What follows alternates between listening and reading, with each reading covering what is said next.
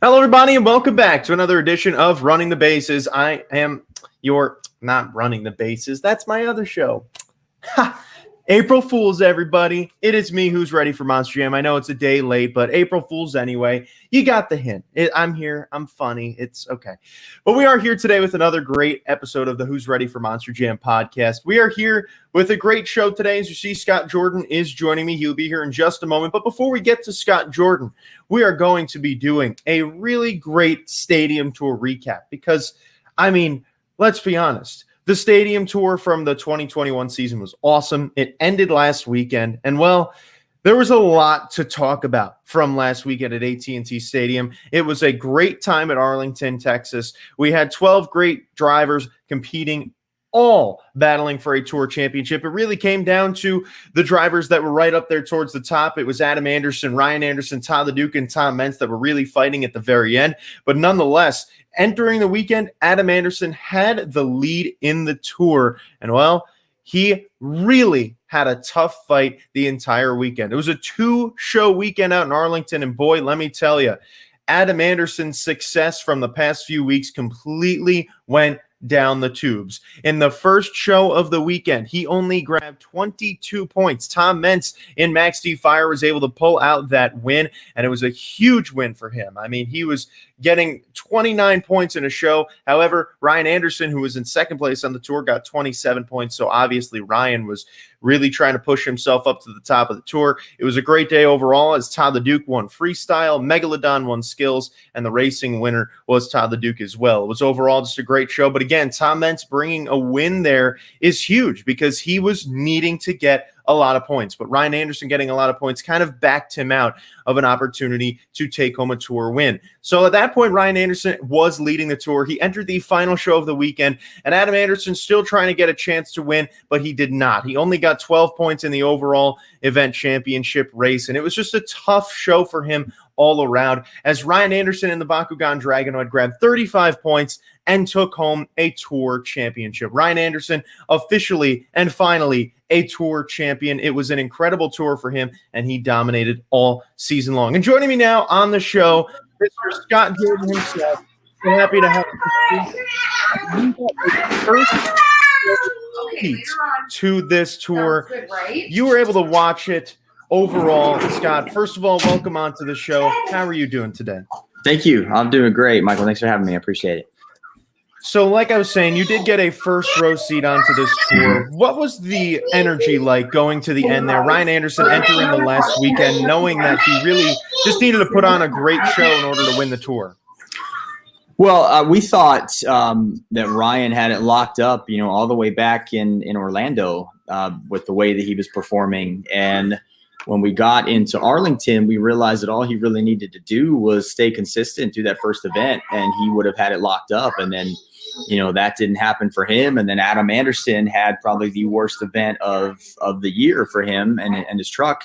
And that allowed Todd LeDuc to step up. And now Todd LeDuc, crapped the bed in the Great Clip Skills Challenge. All he had to do was land something, and I think he got a little too aggressive there, but he finished in 11th place and only got 2 points for that. So if Todd just goes out and understands, and I knew he understood it, but he had said he was just going to go big or nothing at all. But if he just goes out and lands a popper into a moonwalk and finishes in 5th or 6th, he goes into Sunday down single digits, and maybe it's a different conversation that we're having. But we weren't surprised by Ryan's success. He had dialed it in incredible. I think he'd won 4 consecutive event championships at one point. We thought he was going to have it locked up a little sooner than he did, which made for great TV. The fact that we still had these other 3 guys trying to get the championship from him. But yeah, Ryan just at one point looked like he was going to be unbeatable for the rest of the year. Now, when you were in that first show in Arlington, did it seem like at a point where Ryan Anderson was going there that it just became apparent that it was Ryan Anderson's tour and that no one else was going to take it from him? Yeah. There was a period of time, I think, through the Florida shows where he really kind of started stepping up. And, he started off a little slower. Tom started the tour out with a bang, winning the first 3. And then Ryan kind of came in and then dialed back a little bit and then came back and really started laying claim to that championship. So I think overall we kind of knew it and we kept talking about it, Colt and I on the TV show, that, this is Ryan's tour to lose. There's nobody looking better than him. And then Todd started putting points back, and then Adam took the lead, and then it was like, okay, well now let's bring these guys into the conversation. And then Tom, came back again, won another event championship, and really made it interesting going into Sunday. So we had four drivers who had a legitimate shot at winning the championship, and it was just going to pan out to see who was consistent enough on Sunday. And, Ryan had it locked up after racing, and that was it. Then everybody just was able to let it fly, no pressure. And now in terms of pressure, I mean, Adam Anderson has been one of the most free-riding drivers his entire career. Normally pressure doesn't get to him, but it seems like something happened to him in this weekend. A guy entering the final weekend with a tour lead, one of the best drivers in Monster Jam. What do you think happened to Adam Anderson that held him back? I think overall, I didn't get a lot of time with Adam throughout that weekend, but I did speak to him for a few moments when he was down on the track filming something with Todd. And I just think overall he was just kind of over everything else that went into that points chase, as far as all the hype that went into it, and the social media stuff, and having to film this and film that, and we need you here, we need you there. I think he just wanted to drive, and I think ultimately it was a grueling points race for everybody. I just think, not necessarily he was tired, but I just think the truck had been so good for him and so consistent that it was bound to have one breakage, one moment where, something went wrong. And unfortunately, it was in the last event for him where he even said, he's like, I feel like I gave the championship away. And he's like, I didn't do it intentionally, and I'm glad my brother won, but he's like, literally, it was there for me. I'd been consistent. The truck had been working really well, and I just gave it away. That's great insight, because we don't get that opportunity to talk to the drivers, especially here in 2021 where, the pit parties are completely different. You have that opportunity to speak to the drivers. So that's really great insight to get to hear that, because you don't really know. So from a fan's perspective, that's really important information, because obviously, we just look at it and say, well, nothing's really that different. Yeah, they have to wear masks and they don't get to really do their normal routines and stuff, but it's very different this year. They're really pushing that social media aspect, and a lot of those things have kind of elevated this year. And for a guy like Adam Anderson, who grew up in the sport in the time of the only thing you had to do was drive and, do some TV interviews, I'm sure it's got to be a very different world for him. So that stadium tour was awesome, and it ended very, very strongly. But Ryan Anderson, it seemed like you said from long ago that this was Ryan Anderson's tour to lose, and he ended up taking it again at the end. It was overall just a really great ending for him. So I've got a lot of questions here lined up. And also for those of you that are watching right now, if you have questions for Scott, leave them in the comments. I will add them onto the screen and Scott can answer them, obviously within reason, depending on the question. I don't want anyone asking, some random questions, but leave your questions. I'm sure Scott will be happy to answer them. But I do have a lot here in case fans don't ask questions. So the first thing for me that I want to know, and I'm sure a lot of people want to know, because I did post something on my channel the other day and people ask this question a lot. What got you interested in Monster Jam? I went to a monster truck show before Monster Jam was a part of the conversation way back when I was a kid. This was right before this was right when Dennis Anderson had created Gravedigger. I think it was 5. So we're talking maybe 1 year into Gravedigger. And I met him for the first time, and have a picture with him from the Baltimore Arena. And so that was when I was first introduced to monster truck shows. And in Maryland, where I grew up, we always had the Baltimore Arena, which is now the Royal Farms Arena, which is a historical venue for Monster Jam and monster trucks. And we always had different shows come into town. So my parents used to take me when I was a kid. And then as I grew up, I started kind of losing touch a little bit with motorsports, and I was more into football and basketball and baseball. And then I found Supercross and became a huge Supercross fan. And so when Feld purchased Supercross and Monster Jam, I started seeing more commercials for Monster Jam as I would watch Supercross, and it was like, okay, this is really cool. I should get back into this. And then the opportunity presented itself in Orlando to go to an audition. And I didn't know much about the sport, the inner workings of the sport. So I just, threw caution to the wind, and I showed up, and the rest is kind of history. But I had a a history of at least going to some of the events, and I was never huge following into it. I just thought as a kid that monster trucks were really cool, and I was obsessed with Gravedigger and Bigfoot at the time. As were most kids in my generation there. So yeah, just the opportunity of Feld basically when they purchased Monster Jam and Supercross.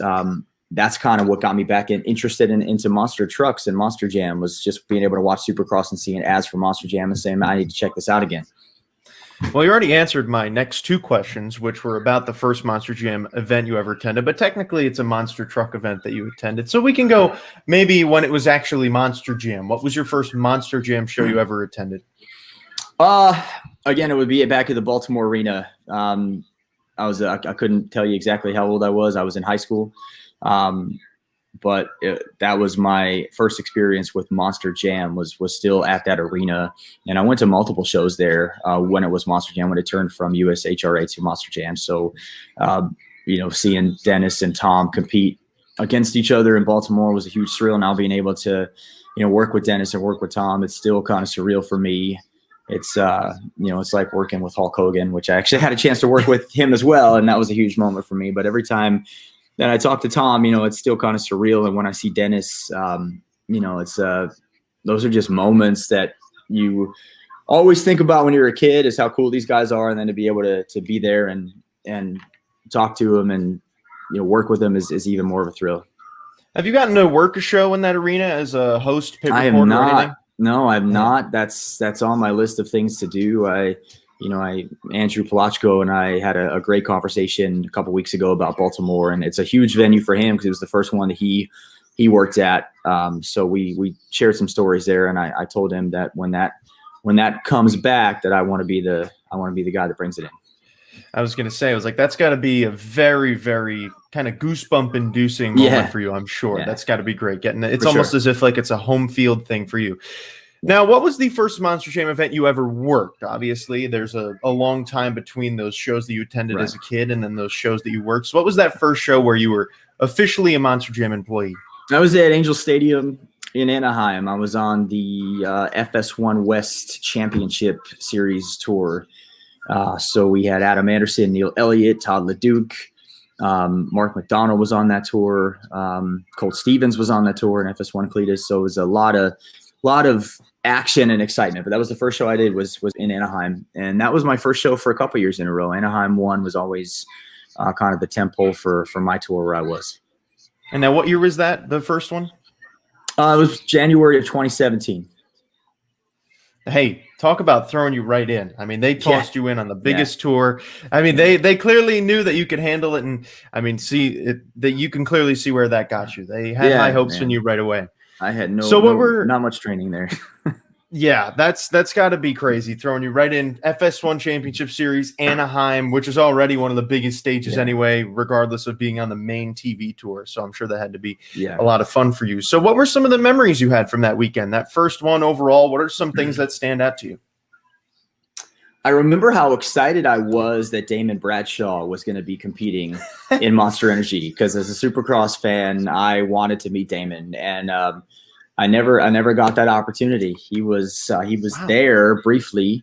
Oh yeah. Yeah, he was there briefly, and then he was not there anymore. And then Todd showed up, or actually I think it was Carl Van Horn took his place that weekend in Monster Energy, and then Todd showed up the following week and actually won the series. So I remember just being excited to, be able to talk to Damon, and it just didn't work out that way. And it's funny because Todd and I became, great friends and still are. So kind of a blessing in disguise there. But yeah, that was a memory I had. And then just being there in Angel Stadium, as a baseball fan was a huge show for me. And the amount of people, I was overwhelmed with the amount of people that showed up. I mean, we were at capacity, which I think was like 34,000 at the time. And just being in that atmosphere was nuts, being back and in Anaheim, there's no pit area for cameras. So I was out in the stadium the entire time, and they gave me a Fox Sports microphone and said, okay, here you go. And I was like, wow, all right, let's let's figure this out. Let's go. And I did. But I was a lot of nerves there because I felt like a fish out of water. You know, I was a 2-wheel guy, and here I am 4 wheels. And I learned, you know, and I had a lot of help from everybody that was there. Adam Anderson, that first weekend, you know, I was a fan of his, obviously, because of his dad. But Adam came up and said, "Listen, man, if you need any help, I'm here. If you need to ask any questions, let me know. I'll take you around the truck." And that's what he did. He took me around the Gravedigger and kind of pointed a lot of things out. I asked a lot of questions, and he was very generous with his time. So that was a huge thrill for me. I think it's remarkable how you got your start only a few years ago. I think me personally and a lot of people tend to forget that you started very recently in 2017, and now here you are. I mean, as early as 2019, you were the main host on shows, which I think is unbelievable. And I think that that's really admirable for someone like you. And I'm sure that experience has been crazy looking back on it. I'm sure you look back and say, man, this is going a lot further than I'm sure you even expected it to. Yeah. I mean, I had aspirations, obviously. But I didn't realize how fast that was going to go. I mean, they put me on TV for the first time. The end of my first year was December in Minneapolis at US Bank Stadium, and they were filming it for Fox, and they put me on as the pit reporter there. And then the following year, I got a couple more episodes as a pit reporter filling in with Leslie. And then 2019, you know, was my first year on Monster Jam TV, and that was actually the year that I got moved to Supercross too. That decision came down before I got the TV show, was that they were going to move me to Supercross because they needed a play-by-play guy in Supercross. So that decision came down, and then a couple weeks later, I got the TV show. So I was able to do both in 2019 and kind of go back and forth, and then made the full transition back to Monster Jam right after Supercross ended that season. Now, when did you know that Monster Jam was going to be a good career for you? Obviously, you entered this really without many expectations, without really knowing what was going to be happening. But at what point did you realize that this is going to be the thing for you? I think that first TV episode I did in Minneapolis at the end of my first year, I didn't realize that was going to be an option. I had always assumed that the TV crews, obviously, I knew Scott Douglas was huge, but I kind of assumed that, you know, that he was the man, and then Ryan was the man after that. And when they gave me the opportunity to fill in for Leslie and do the Minneapolis show, I was like, okay, this might be an option here at some point to do this. I thought maybe everything was kind of outsourced at that point. I didn't realize it was all being done in-house. And so yeah, when we finished shooting that episode in Minneapolis, I went home and I told my wife, I said, this could be something here as an option.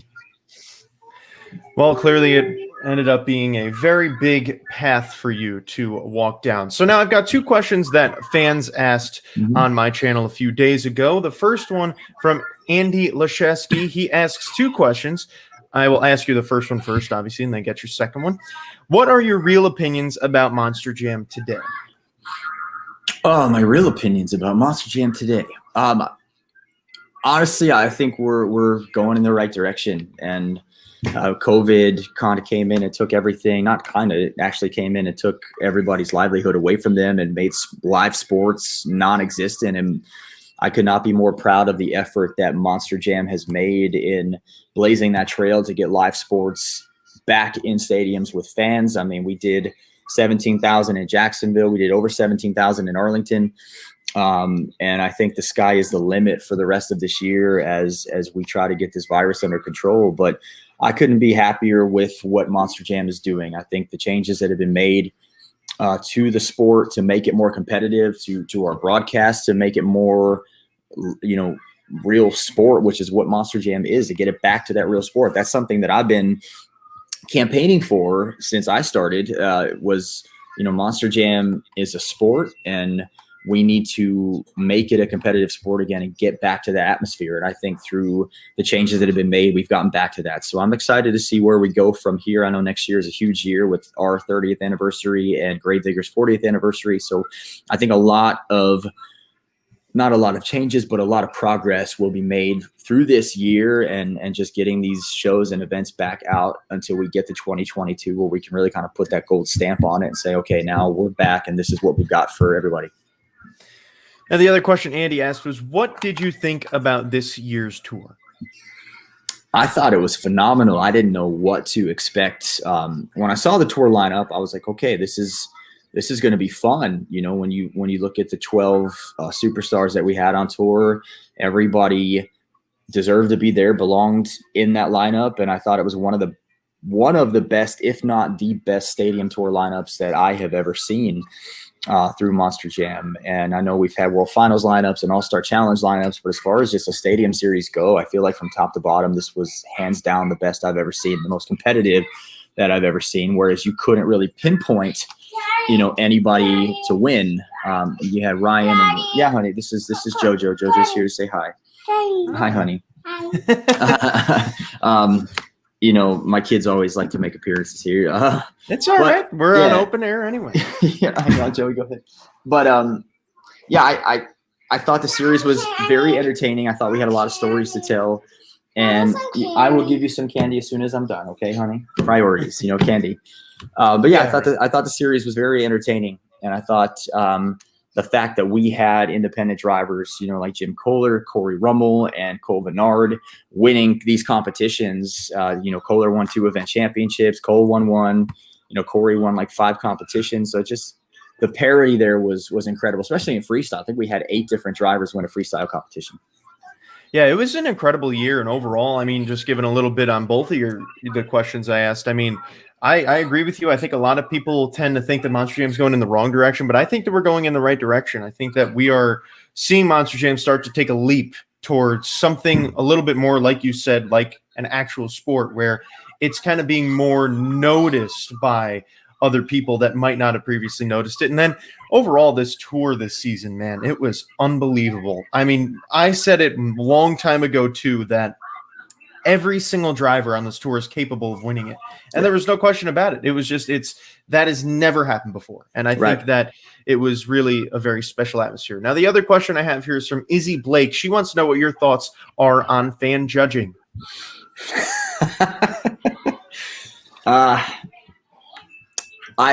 I think it's great to have the fans involved in that aspect of it. It keeps them engaged, and you know, it gives the kids something to be able to look forward to and to participate in. And as a kid, I think that would be, if I was a kid at a Monster Jam event, I think it'd be so cool to be able to, you know, help score the talent and the runs. I do think that sometimes they're right on, sometimes they're wrong, but I guess that's with any type of scoring. You know, I do think what we have now is better than the 5 judges with the scorecards that we saw, at least in my first year, because you never know what you're going to get with that as far as bias goes. And sometimes the adults, quite frankly, looked a little intoxicated. So I do think it's better. I think that the scoring system is still being tweaked, and I think that they're still looking at other options for that. I do think ultimately, if we are going to, you know, continue to portray ourselves as a real competitive motorsport, that we, you know, need to find ways to get more official judging in there as well, but still find a way to keep the fans involved, because I do think that does separate us from other companies, you know, to be able to have the fans involved in that too. Yeah, and that's the one thing Monster Jam has always been great at, is getting the fans involved. And I think that obviously there are a lot of things that come up, but it's going to be very difficult to get a clear-cut judging system that's right. Like no one's going to ever completely agree, no matter what you do. And that's the thing that's really hard, is that a lot of people see this and say, hey, you know, we've got a really great system here, but, you know, it's including the fans, and it's more of a matter of what's going to grow the sport more. And I would make the argument that honestly, fan judging really does grow the sport more than most things will, but it's in terms of the overall aspect of things. So, I think it does. Yeah. Yeah. I mean, it's just overall, it's a great thing to get more fans involved and to get them going. And we did something cool at the All-Star Challenge where we had Dennis Anderson in the booth to kind of guide the fan judging a little bit, and where he would score the trucks and say, okay, this is, hey guys, hey, Joey, I don't think so. Where he would score the trucks and kind of tell the fans, this is what you're looking for, this is what we're trying to do. And I think something like that would work as well if we had more sort of a guidance for the fans from somebody to give them hey, this is what you're looking for. This is what it could be. This is what it should be. This is why it might be this. Absolutely. That was a great idea that they came up with. That's Ivy. Overall, hi Ivy, welcome to the show. I wonder if she'd be willing to answer any Monster Jam questions. Probably not. Maybe at some point. You raise her up, and she might end up being the next Scott Jordan. You never know. Who knows? So the next question I've got for you is we'll put aside to the fan questions. Those were the only ones that I did have from before, but I do have some others that'll be coming up throughout from people that have left them during the show so far. What has 2021 been like for you with COVID protocols and working shows under these conditions? What was that change like, and how did you handle it?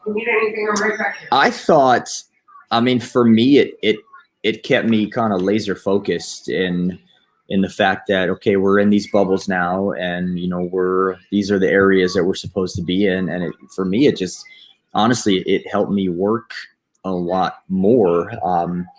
And generally in years past, I would spend a lot of time at the stadium just kind of talking to drivers and just trying not to overthink too much things. And then I go back to the hotel, and that's where I would do all my work and get all of my notes and stats and everything together. But this year, I also came on board to the production as a writer for the NBC show. So, I got to kind of help pitch storylines and kind of guide the episodes as to where we're going to go. So for me, it was just now I'm going to show up. I'm going to go up to the broadcast booth. I'm going to start writing the show. I'm going to get my stats together. Then we go down and we do our driver interviews, and then I go right back up and continue. So for me, having these protocols in place really just kind of helped me develop my work ethic a little better and get a lot more work done while I was there at the stadium. And I never felt I was in a position where I was unsafe. I never felt in a position where somebody out of my bubble was impeding in the bubble that I was in. So I thought Monster Jam did an amazing job at keeping everybody at a safe distance, but still allowing you to work with people that you needed to work with. Yeah, that's great. It seems to be something that limited distractions, and obviously that's gonna, whether it seems to be good or not at the time. I mean, it makes you more laser focused on what you're doing instead of, maybe being out there on the floor talking to fans, which is always great, but it's also good to have that focus on what you're doing, which I think is great. So now this is a question that someone else asked earlier. Let me pull it up for you if I can find it. It's a little ways away. Oh, here it is. So Route 66 Studios asked a question that I already had before, which is, what is your favorite call that you've done, or basically what is the best event or your favorite event that you ever got to call? I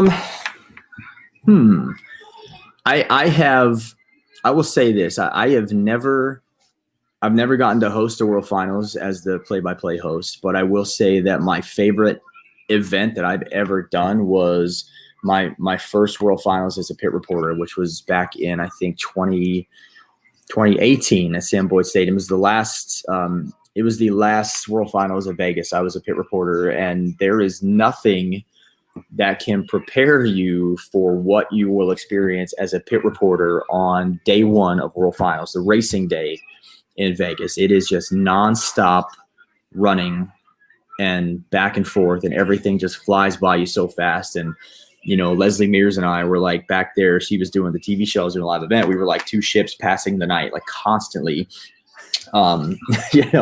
just trying to find the story and running for our lives. And, so that I think was my favorite event to call was that last World Finals in Vegas doing the pit reporter. It was nuts.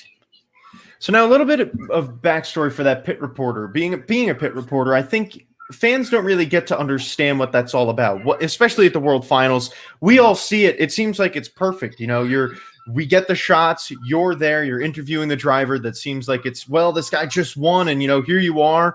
It seems like everything's nice and smooth sailing, but I want to hear a little bit more on that. Talk a little bit more about, what that's like. It's just mass chaos back there. I mean, you have this racing bracket of all of these drivers and these trucks, and, every time somebody comes back to the pits, something's going on. Before next round, something's always going on. So and you have to be ready with a story, even if there isn't a story, or even if there's not supposed to be a story there, you have to be ready with one. So as soon as a match goes on out in the stadium and the drivers come back, you have to be there with something. If somebody comes back and broke, you have to be there with that. And the thing about Vegas, is I had absolutely zero idea what was going on inside the stadium. I didn't know who had won and who had lost. I had no monitor that I could watch back there. There was a monitor, but I was too busy running for my life back there to get the stories that I couldn't see it. So I had to get calls in my ear for every match as far as who lost and who won and who was coming back. But it's just nuts. So yeah, everything once you get on camera looks like polished and smooth, and you planned it for a month. But no, it is not like that, man. You are running and you are trying to grab everything you can, because, and then the difference is, as a pit reporter on the second day of World Finals, the freestyle day, you're just interviewing people. That's it. So that's like you earned your paycheck that first night, and then the second day it's just you're up there, you're contributing with interviews and little tidbits and things like that. But so it's just night and day for the 2 days. But to experience what it was like as a pit reporter at World Finals was something that made me a better pit reporter, a better host, just because that it is just nonstop pressure and stress back there, man. And you got to kill it. You got to crush it.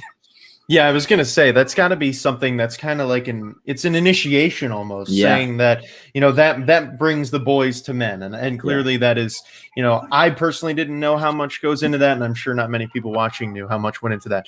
So now another fan question from right now, we have JX Sean, who asks, what was the best save you have ever commentated on? The best save I've ever commentated on. God, that's tough. This year there were some really good ones. Todd had a crazy save. I think it ended up being Monster Energy Action of the Week. I think it was Tampa, where he had 2 saves in a freestyle run. That was pretty nuts. Prior to that, I think, you go back to World Finals, my first year doing the TV show World Finals in Orlando. I think Brianna Mahan had a crazy save in World Finals, and I think that I liked Lindsay Reed's cartwheel save. That was pretty amazing. Anytime Cole Vennard hit a walk the plank, I call that a save. There's just been so many of them. Bryce Kenny had 2 last year that were really good, or 2 years ago that were really good. I'm sorry. That's just a long list of saves. I'm trying to think of one in particular, but I know there was one this year for Todd who had 2 in a freestyle run. I want to say it was in Tampa, maybe round 13. That still hasn't aired yet, so you'll see those. But just be on the lookout for that. There were some crazy saves this year. Well, if you think of any that just come up in your head, just feel free to throw it out. Now, we're getting some great comments going out here. The Smitty says that his son Zach wants to know if you ever practice interviews on your friends and family. My interviews on my family are basically trying to get my daughters to tell me what they want for lunch or dinner. That's my interview process, to trying to get an answer out of them that's not Happy Meal.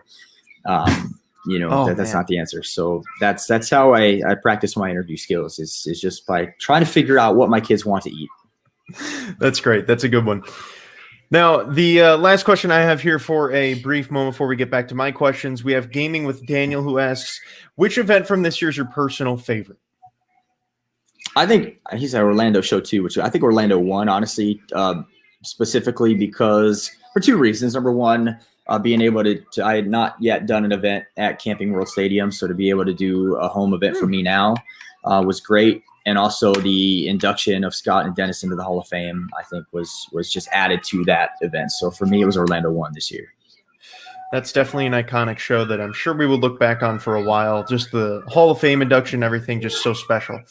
Now, what is the coolest move you have ever witnessed in person? I'm sure you have seen a lot of things, but, saves are a different thing from moves. Because, for me, obviously, my obvious answer is I was there at the World Finals of 2017. So the front flips, my clear-cut answer. Right. But for you, what has that been? Just pinpointing one thing in particular.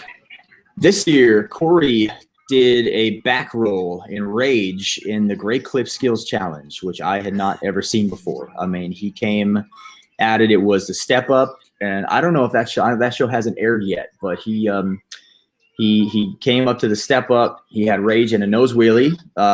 Came up to the step up, started backing it up, hit the throttle in reverse, and he ended up skying himself over the step up and ended up completely going backwards and landing it. And it was unbelievable. It was shades of Adam Anderson from 2006. 16? No, 17. Oh, I don't remember the year. It was either 16 or 17 when he was in Foxborough. He did the same thing in the first ever two-wheel competition. Yep, I'm not sure there. if you've seen that. I Oh was yeah, there. okay. That was a very special move that Adam Anderson did, the first ever two-wheel. And when Corey Rummel did that, I immediately got so many flashbacks from that event. That was so much fun. Now, a little bit, going off of my personal favorite move that I ever got to see of the front flip, what do you think is the best World Finals ever? Obviously, this is a big question that a lot of people have many different opinions on. Me personally is World Finals 18 from 2017, but I'd love to hear your opinion. I'm going to agree with you, actually, because that's the one. No, hang on. No, I am going to agree with you. Yep.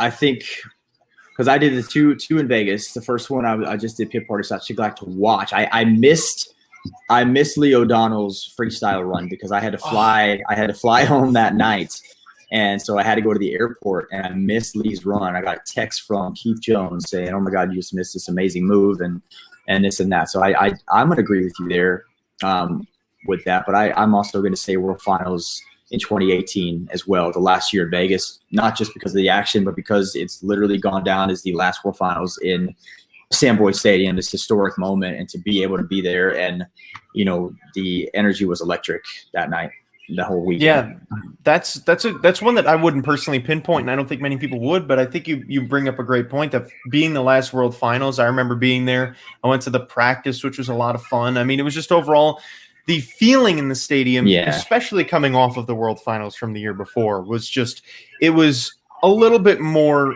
there was a little more buzz that year than I felt in years past. Unfortunately, the show didn't really live up to that, but it was just overall a fun time. Yeah, and it didn't have to, the show didn't have to because of the atmosphere, I think. Yeah, and I think a lot of drivers were trying a little too hard to kind of say, oh, well, we're coming off this great year last year, and it's the last year in Vegas, so they were all trying to do a little too much, and it ended up hurting them a little bit. Now, a little backstory for that World Finals 2017, that Lee O'Donnell run was right after the intermission. So a lot of people were still in the bathroom, as you know. Well, I don't know if you do know, but the lines in the Vegas bathrooms in intermission are oftentimes very long, and you're waiting in them for a while. So my dad had gone to the bathroom, and in the middle of that run, I was like, where's my dad? I figured, I was like, okay, well, it's Lee O'Donnell. He's having an okay run. I don't really expect much, but he still hadn't come back yet.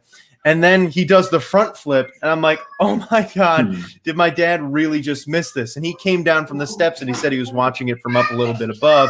And I was so happy that he got to see it, because obviously that's an iconic Monster Jam moment that if you're there, you're not going to want to say that you missed it. And unfortunately, you had to. I missed it. You have to tell people. Yeah, that's. I missed it. Yeah.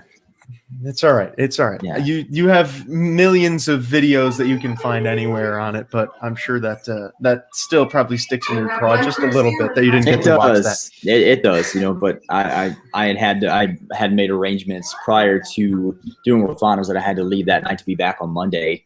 And so everybody, I was hosting, I think, the RC World Finals that year. So I was just doing pit party, and they were kind enough to grant me that request, and I missed it, but it's all right. Now you have gotten many opportunities to travel across the country, across the world. Mm-hmm. What are some of the coolest places you've ever been able to visit with Monster Jam? Cardiff, Wales was really cool. I'd actually been there before, with another tour that I had done many years ago. So to be able to go back to Cardiff and do Monster Jam was huge. So Cardiff is a beautiful city, and we were there the weekend of the royal wedding, I think, between Prince Harry and Meghan Markle. So it was a lot of crazy stuff going on that weekend, and we had fun. It was a good show. And where else, man? I always loved going to MetLife. Always a huge thrill for me to be able to do MetLife, just because of where it's at. And went out there. It was a couple years ago. I went out there, and one night we just took the subway to New York. They were doing WrestleMania there that week, and we just cut some wrestling promos on camera just for fun. And they ended up using them. It's funny, we ended up using them for some stuff. But MetLife is always cool. Glendale, I love the stadium in Glendale. That's honestly my favorite stadium to go to, just because of the location and because of the facilities they have there. I think Glendale is probably my favorite stadium to go to. Angel Stadium, I said I love just, for me, we're Disney nerds in my family, so just to be, a mile down the road from Disneyland is just a pretty cool thing. A lot of great places. Obviously, getting a chance to go internationally with Monster Jam is something very special. Now, getting back to a little bit more of the actual job side of things, what was that transition like from pit reporter to being the main event host? Yeah, it was a transition, all right. It's a lot different. A live event is a lot different. As a pit reporter, you're focused on what's going on with the trucks, and when something breaks, you talk about it. As a live event host, you have to keep the show going, and you have to fill the entire time. They don't want any silence at all. So when somebody breaks or something's going down, you're talking, you're throwing stats out there. So it was a big transition from live event as far as pit reporting goes. I remember my first show as the live event host at the desk I did Kansas City and Nashville, and I filled in for Ryan Lacoste, and Scott Douglas was there.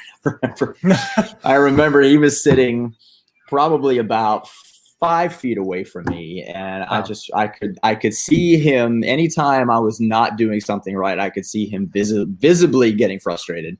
Man.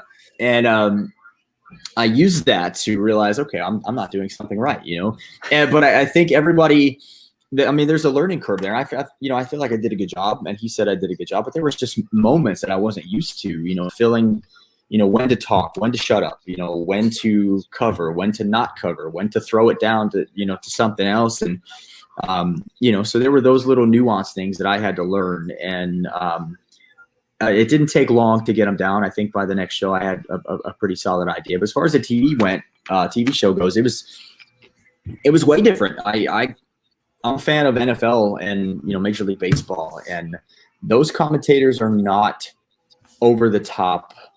They've got their conversation voice, and then they go from here to here to here. Well, Monster Jam, everybody was so used to everybody being up here all the time. So when they hired me to come in and do the TV show, it was because I had a different style. It's because I used that conversation voice to set the stage and set the tone, and then go up here. And we realized pretty quick that it maybe didn't match the style that Monster Jam needed, so I had to adjust that after we'd filmed the first 2 episodes. And now I feel like I'm in a pretty good place. I would love to get back to going down a little bit to that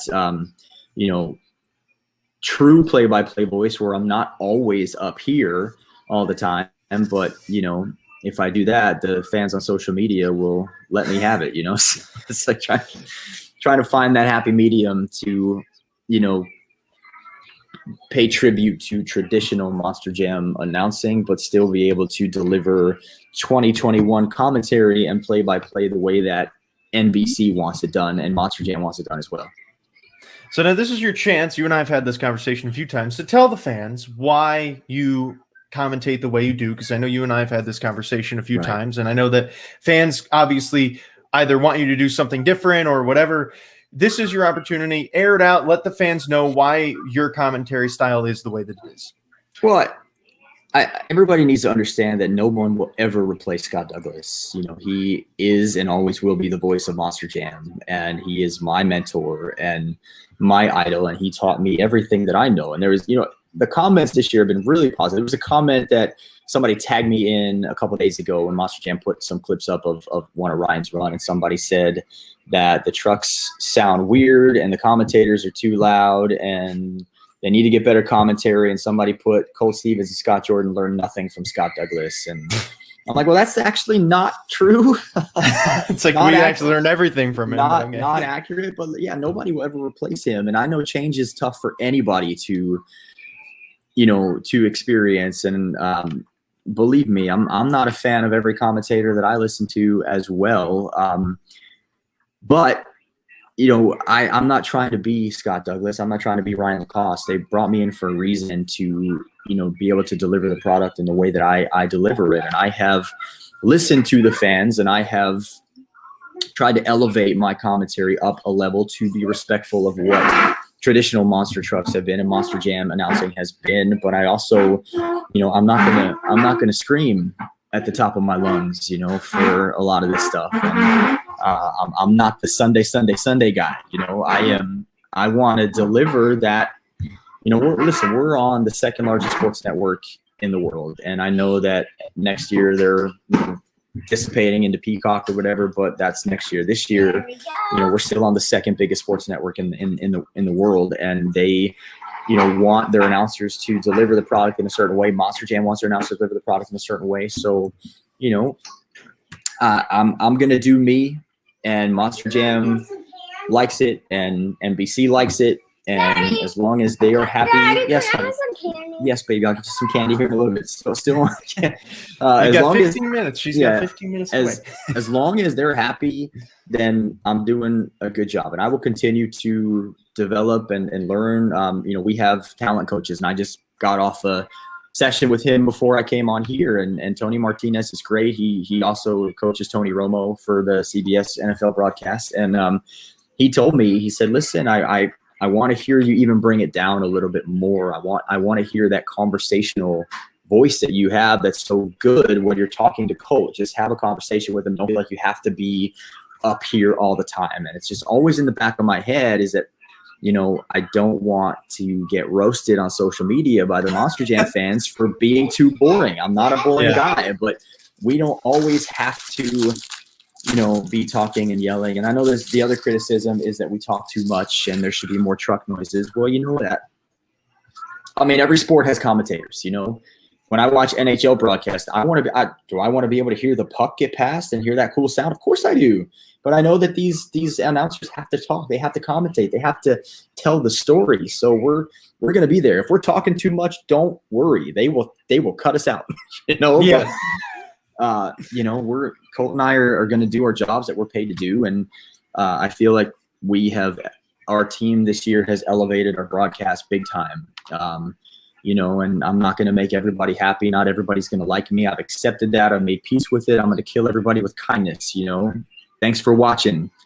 You don't have to like me. You don't have to like Colt, but please just watch the show because it's a really, really good TV show. And I listen, I read the comments. I listen. I will continue to try and develop my game. And the day I stop learning is the day that I don't belong in the broadcast booth anymore. But, I appreciate the support this year.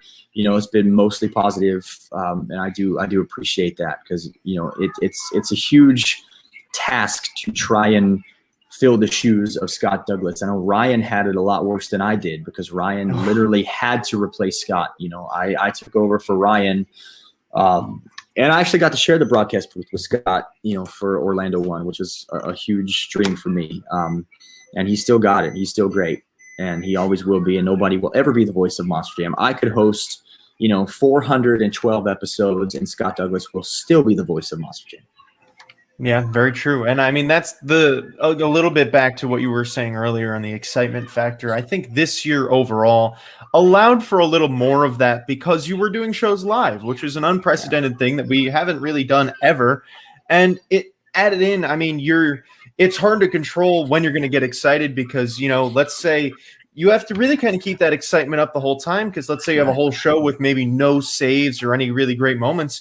Then you're going to look at the end and say, man, nothing really crazy happened. And it was really just, the two of us talking all the time. So you have to kind of make exciting things unless you obviously see some cool things are starting to happen. Then, those things kind of transpire. But people don't really understand that host mentality that as you go, you kind of just have to act as if these are going to be the best things you see all day. So I think that's important. This year has allowed, like you said, it to be more organic and more natural, being able to record everything live. In the past, we didn't have that option. Scott, I think, was able to record a lot of his commentary live, so he was able to have that excitement. But the first couple episodes that I ever did with Bryce Kenny, we were in a studio room and we had these little lavalier microphones on our suits, and we were watching a television monitor that was about 8 feet away from us, and we were trying to, we already knew what was going to happen. We knew the results, and we were trying to keep that excitement. And it's our job to parlay that. So, I particularly wasn't doing my job by making it exciting, and I had to learn how to do that. But it's definitely a different ball game. Now that we're in the venues, we're there, we're seeing it live, we're calling it live. It's a huge difference, man. And you'll hear that. You go back and watch these old WWE shows that are on the WWE network, where they're like the Saturday night, like main event or WWE Superstars. These commentators are recording their commentary at WWE headquarters in Stamford in the basement. So they're the same way. They're not elevated. They're not as excited. And then you go and watch a WrestleMania where they're doing it live, and it's just a whole new ball game. So it's our team has given us the opportunity to succeed, and it's up to us to succeed for them. So now Luke, the host of the Steel Titan Sports League, as you know Luke asks, he said, what was your most nerve-wracking show to cover as a host? Wait, isn't Luke like a big time technician now with the monster truck issues? Yeah. He still have time to like be here watching us? I thought he'd be out working on monster trucks right now. I'm so happy for you, dude, for continuing to follow your dream, man. That's awesome. The nerve-wracking show. Most nerve-wracking show to ever cover is the All-Star Challenge was, I think, the most nerve-wracking show, just because we had no precedent to guide us. We didn't know what was going to happen. We just, were hoping for the best, and we were doing a live pay-per-view for European markets, which added to it. We had, a two-man booth with me and Morgan Kane and at the desk, and Ryan Lacoste in the broadcast booth, kind of going back and forth. We had Dennis Anderson there to try and – so there's just a lot of moving parts, man. Nobody quite knew what was going to happen. So that, I think, was the most nerve-wracking show I've ever had to cover. Now, a little common question that I'm sure you've been asked a million times. What is your favorite Monster Jam truck? And it's okay if Gravedigger's your favorite to say Gravedigger. You don't need to be different. It's the age-old question. They don't like us to pick favorites. Well, makes us as a kid, what was your favorite Monster Jam truck then? It was Gravedigger and Bigfoot as a kid, but I think that everybody liked that. And then, when Maximum Destruction came out, I was enthralled with that. And that's my wife's favorite truck too. So it's fun seeing that out there as well. I was always a fan of Batman and Superman and Spider-Man, because I'm a huge comic book nerd, and so seeing those trucks out there were great. To pick one now, I wish they bring Doomsday back. That was a cool one. That was a cool one. I don't know, bro. Camino was cool to see that out there. Anything that's different, I like. The kid part of me wants to say Gravedigger and Maximum Destruction. I also love Monster Energy because I'm a motorsports guy and I drink Monster like it's water. And so, for me, that's I love that truck as well. That's tough, man. They don't like us to pick favorites, but I'll just, I will go ahead and say, as a kid, my favorites were Gravedigger and Bigfoot and Maximum Destruction. The iconic ones. And for me as a kid, obviously, I always grew up a Max D fan. I was a big fan of Tom Meents. I loved watching Tom go out there. I mean, obviously now big Earthshaker fan, but as I get older, and as I become more of as a sports journalist, and as I grow up going through college, I realize that those biases kind of have to go away a little bit. You've got to be a fan of everything. I will say this: there's a new one that hasn't come out yet from an independent team that I think is going to take the place of my favorite, and that's Recreation from the Pagliarulos. Those truck designs look incredible, and I hope to see that. I don't know. I think I've seen them, but I'm not immediately thinking of them right away off the top of my head. I'm trying to see if I can find a picture somewhere. Yeah, Matt posted it to Facebook. But when they brought Kraken out, I thought that was a really cool truck to look at too. And then this new one, Recreation, man, it's just like a camper. Yep, that's it right there. That one is going to be really super cool. Higher Education is another one too that I'm a fan of. And I'm going to be honest with you, I wish they would make a real life version of Sparkle Smash. Oh yeah. so many great trucks that have been made as toys that never got to really come to life. I mean, when I was a kid, we had trucks like Utter Madness. You know, there were so many. Let me think of another one. Clydesdale. There were just some really cool trucks that they made. I know Clydesdale did run at some point, but it wasn't at that time. But you know, they've made a lot of really cool designs of trucks that you want to see them kind of bring to real life. And they just, you know, I'm waiting for that day where, you know, we just see Sparkle Smash come flying down. I think that would just be like one of the funniest but coolest things ever.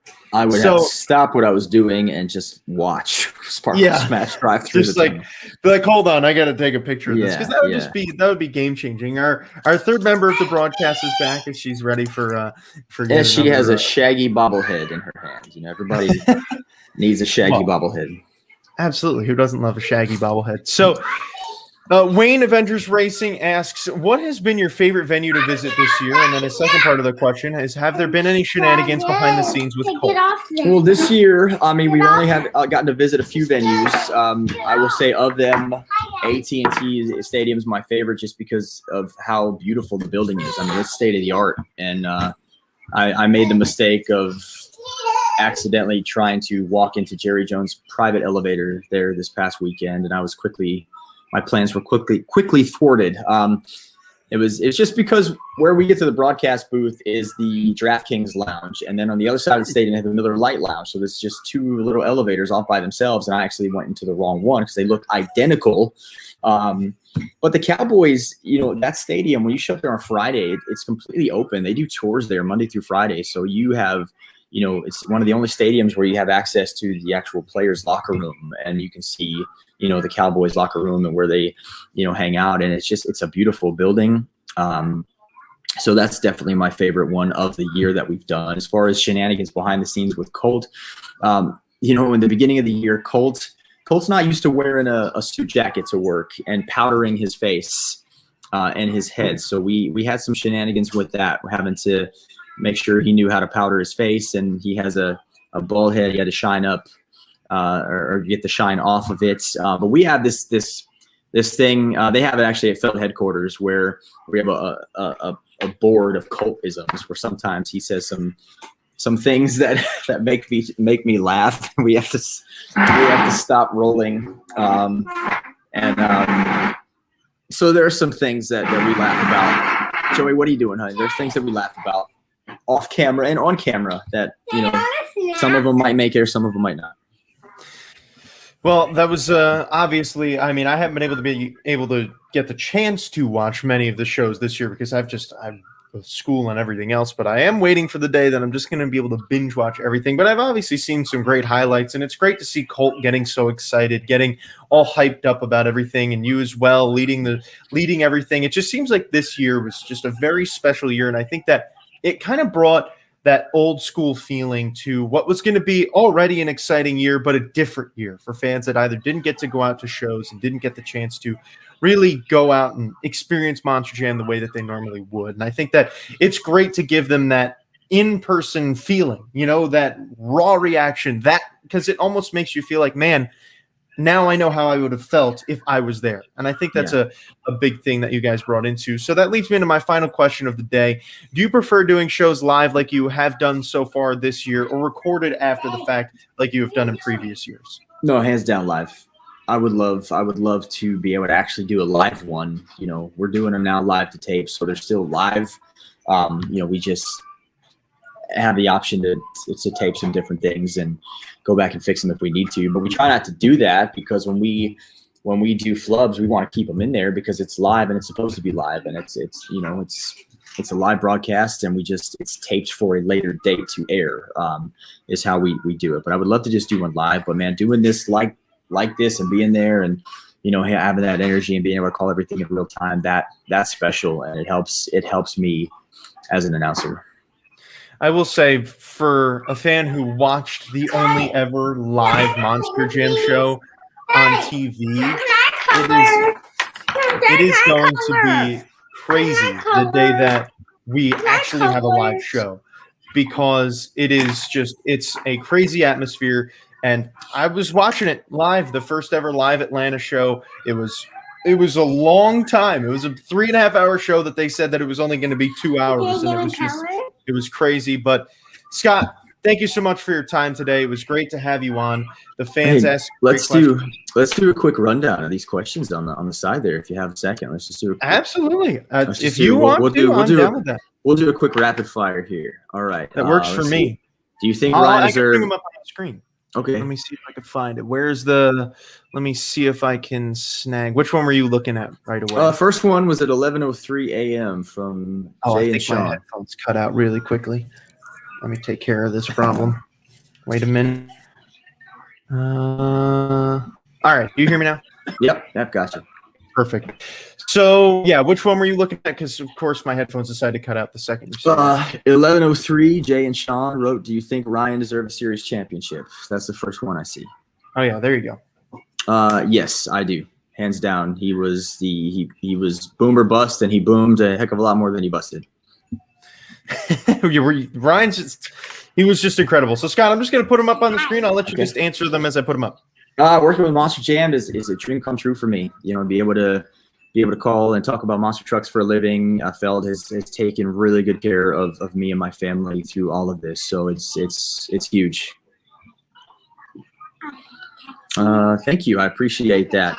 Again, nobody's going to take the place of Scott Douglas. I can only hope to live up to the legacy that he has left behind for us. My plans for the future with Monster Jam. Whatever is best for my family is what I'm going to do. If they want me back for another year, I would love to come back for another year if all the plans line up. For my kids and my wife and I, that this is the best thing for us, and we will absolutely be here as long as they want us to. What were my thoughts on Jamie Garner's Tampa run? Jamie impressed the heck out of me, specifically in freestyle. For the first probably half of the season, his runs were just consistently hard and big air throughout. He would line up for that jammer and get that first jump, step on, step off, as Colt likes to say on the pod. And Jamie impressed me a lot. It was my first chance to really see him run in multiple events, and I was impressed with what he did. I think Jamie Garner, just a quick aside here, was breakout star of the year by far. Yeah. I mean, a guy who we kind of expected to be there, but I mean, he's always shown the little glimpse of greatness, but this year's just another level for him. Yeah. If you were ever to own a truck of your own, what would you name it? Man, that's a good question. Well, my wife named her salon after all of our kids, Lil Jovi. So I'd say just be called Lil Jovi and have a picture of all of our kids on the side of it. That'd be my truck. Probably wouldn't sell a whole lot of T-shirts, but it would be very special to me. Hey, right to the heart. That's exactly. All that matters. Would you ever want to go to West Lebanon and host that show? Yes, I would. Those speedway shows involve a lot more time. So I have had the opportunity in the past to do them. I just haven't been able to match up my schedule. The one that I would like to do West Leb, but first I would like to get a crack at Hagerstown. Oh, iconic. Scott, I love you. Cole Stevens commentary. Keep it up. Thank you. I appreciate that very much. Got some more praise coming here too. I think you're doing great. Everyone needs to have a different voice. No one is supposed to be like Scott Douglas. Everyone is yourself. That's very true. Scott has his own signature voice and that growl, and it worked for Monster Jam. And now we're trying some new things, and I'm using my voice, and so far so good. But I appreciate it. Thank you. My opinion on Backwards Bob. I want to see how Backwards Bob runs in Steel Titans 2. That's how I want. Oh, yeah. That's what I'll base my opinion of Backwards Bob on. I thought it was a cool looking truck. I think it has an iconic,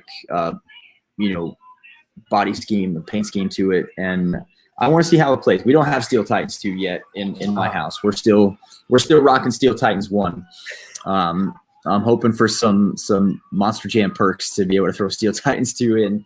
Because I bought my daughter Legos Incredibles yesterday. We had Steel Titans 2 up, and I was like, yeah, you know what?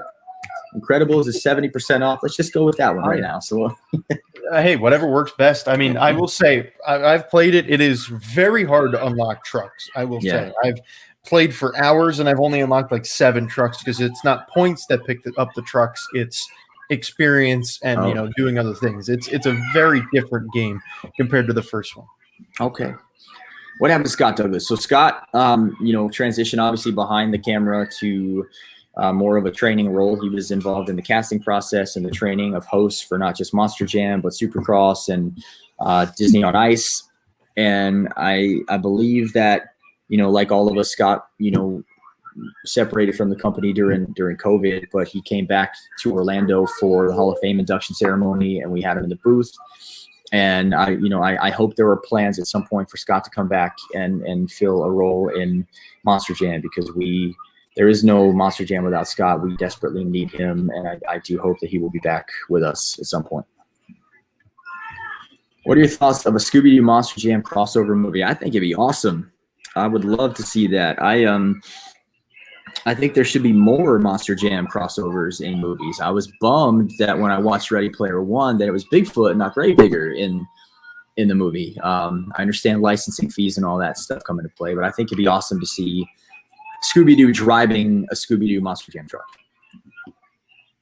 How does it feel seeing stadiums not fully recovered? It was a little awkward at first not seeing the stadiums full, but at the same time I felt that we were blessed just to be able to have the amount of people that we could in the stadium. So yes, it's a little weird because you look at the crowd and you're like, well, this isn't full, but then you say, oh actually, yes, it is full because this is as many people as we're allowed to have in here. So it's kind of a hit or miss thing. Yes, it would be great to have a full crowd in there, but we're not safely able to do that yet. So we will take what we can get from a safe perspective and build on that. It's weird to say you have a sellout when only a quarter of the stadium's full. That had to be strange. Yeah.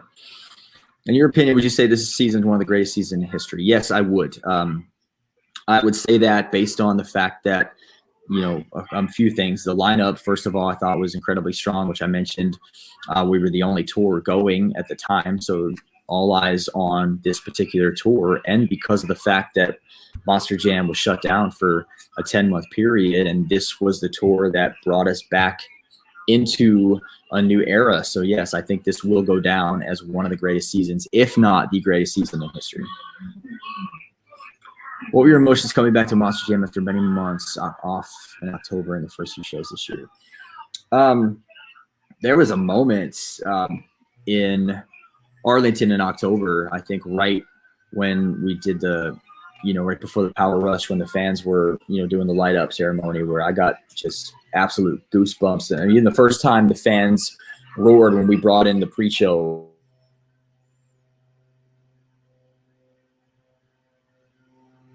I don't know if we Scott's frozen for a second. I'm not sure if he got disconnected there. You got me now? Yes, I got you now. Yeah, there was just a couple moments in Arlington in October where it's just goosebumps and emotions going just to get back. And I had the luxury of being able to go back, prior to that, to go in the studio because we still had an obligation to NBC to get episodes out. So Bari and I, were up at Feld every couple weeks trying to get some new content out. And so I was able to come back a little prior to that. And then when it was announced we were doing Arlington in October, I knew it had to go right. And that event had to be perfect for us to be able to come back, and it was. And so, yeah, a lot of emotions there, to be able to come back and be able to finally get to do this for a living again and have Monster Jam be back is awesome. I will say that first show that I went to, the goosebumps of when you hear the truck turn on for the first time, it's just, it was unbelievable. I was ready to scream in intros, which normally I do anyway, but it was really exciting. I'll only give you two more questions because I know that you've got to get out of here and we all have things to do. But this second to last one here. Hey, Dad. Hey, honey. Dad. Come over here for a second. Come over here. I got to ask this question. It says, what do you think about the current day Monster Jam track compared to like 8 years ago? I think that we are developing new technology, as far as getting these tracks done. Yes, honey, yes. I want my game set up. You want your game set up, your PlayStation? Okay, I'll set that up for you here as soon as I'm done. All right? Give me 2 minutes. I think the tracks, obviously there were some indifferences of opinion when we had to take the crush cars out. and the buses and things like that. But I think we have done the best we can to, add to the tracks as far as from a design standpoint and a technology standpoint to make them as exciting as they can be without impeding the safety of our drivers and the fans in attendance. So I think that the tracks are good, and I think we'll see more elements come back into play, especially for our 30th anniversary. To kind of highlight some special years and some special tracks that Monster Jam has. So I think we'll get back to that feel that we had, but I think we're still developing that technology to make the tracks as competitive as possible. Well, that's exciting. I think that's a good note to end it on. I think that's a good question for you. So again, Scott, thank you so much for your time today. Obviously, I'm very grateful to have you on. I know that the viewers are very grateful to have you on. So you're welcome back anytime. I would love to have you. I know that many of the viewers would love to have you back as well. So thank you. Any last words that you want to say to those watching? I just appreciate you guys, your support here and your support of the television show and our product. So thank you. Keep watching. We still got a long way to go this season. And, hopefully I come back for season 4. That'll be 100 episodes, which is a huge milestone for me. So hopefully we get there. But keep watching. The best is yet to come for us. So thank you. Well, we will be watching. I know I'll be watching. Thank you, everybody, for tuning in to Who's Ready for Monster Jam podcast, episode number 2 with Scott Jordan. Got many more great guests to come on in the weeks upcoming. So thank you, Scott, for being the first. Obviously, means a lot to me. Thank you.